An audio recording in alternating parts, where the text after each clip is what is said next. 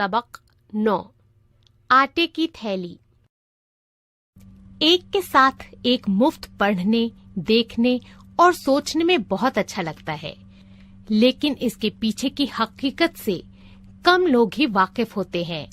लोग इस किस्म के इश्तिहारात से मुतासिर होकर अपना नुकसान कर लेते हैं और बाद में पछताते हैं। इस सबक के मुसन्निफ भी एक इनाम के लालच में फंस जाते हैं। इनाम हासिल करने के लालच में मुसन्निफ और उसके खानदान वालों पर जो असरात होते हैं, उन्हें मुसन्निफ ने मजे ले लेकर बयान किया है। हम बचपन से कितनी ही ऐसी कहानियां सुनते आए हैं जिनमें कुछ खुशकिस्मत लोगों को अचानक बहुत फायदा हासिल हुआ। हम ये सोचते थे कि काम से बड़ी किस्मत होती है, इसलिए इम्तिहान के दिनों में हम दुआएं करते थे कि हमारे पर्चों पर अचानक ही नंबरों की भरमार हो जाए, पर ऐसा कभी हुआ नहीं।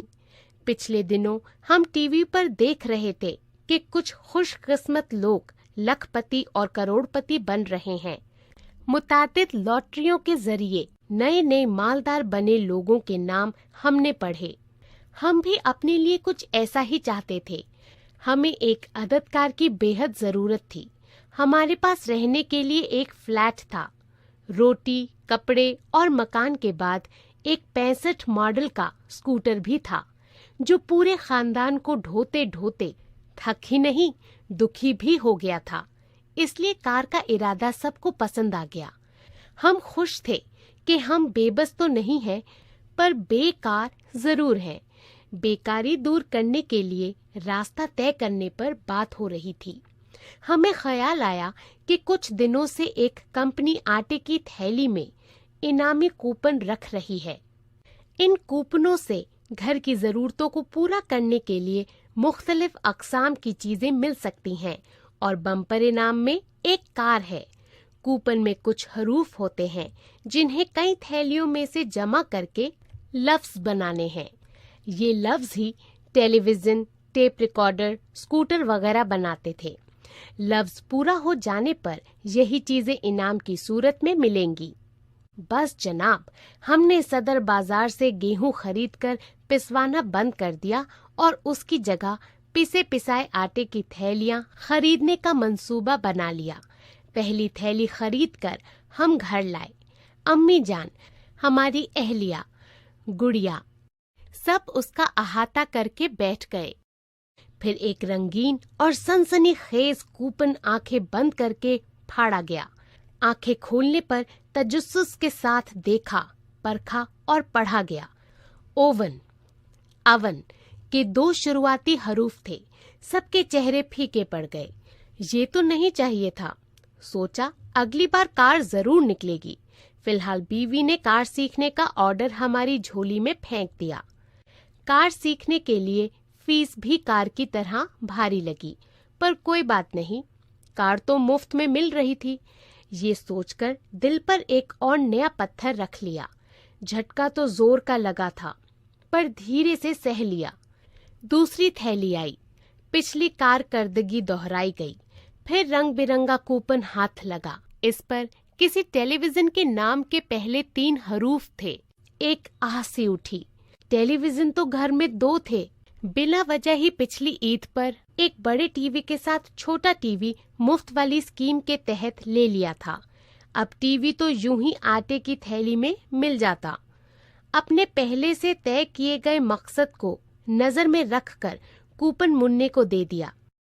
फिर पता चला अपने मकसद को हासिल करने के लिए लायहा अमल की रफ्तार बढ़ाई जा सकती है। 5 किलो की थैली में एक कूपन निकलता है, इसलिए क्यों ना 2 छोटी थैलियां खरीदी जाएं। 2 थैलियां तो खरीद लीं, लेकिन 20 रुपए ज्यादा देने पड़े। अम्मी ने खैर की दुआ के साथ तसल्ली दी। कार के आगे हजारों 20 के नोट क्या हैं। कार हासिल करने के लिए उनका अज़्म और बढ़ गया था। वो सुबह 4 बजे इबादत करने लगीं। गुड़िया स्कूल से लौटते ही पूछती, नई थैली लाए? क्या निकला? कार आ रही है?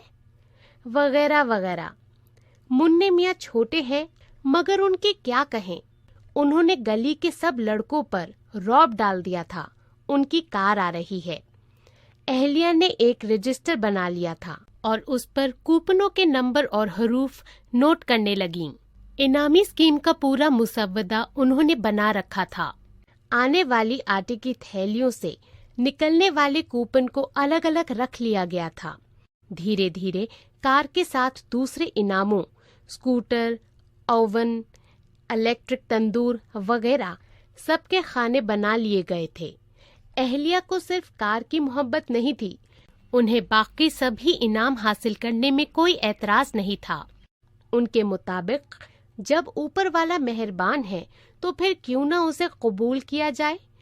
4 महीनों के बाद किसी ने सलाह दी कि एक ही बाजार से क्यों लेते हैं। कंपनी ने हर इलाके में अलग अलग कूपन दिए हैं, इसलिए थैली हर जगह से खरीदी जाए। फिर क्या था, उसके बाद हर नई थैली एक नए बाजार से खरीदी जाने लगी। शहर के कितने ही बाजार ऐसे थे जिसके लिए हम कोलंबस बने।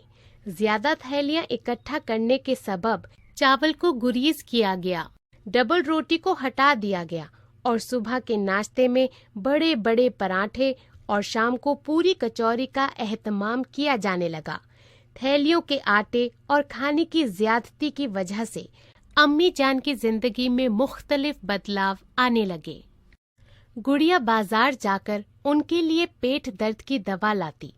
इस कार के चक्कर में हम लाला और हमारी अहल्या लालाइन जैसी नजर आने लगे थे।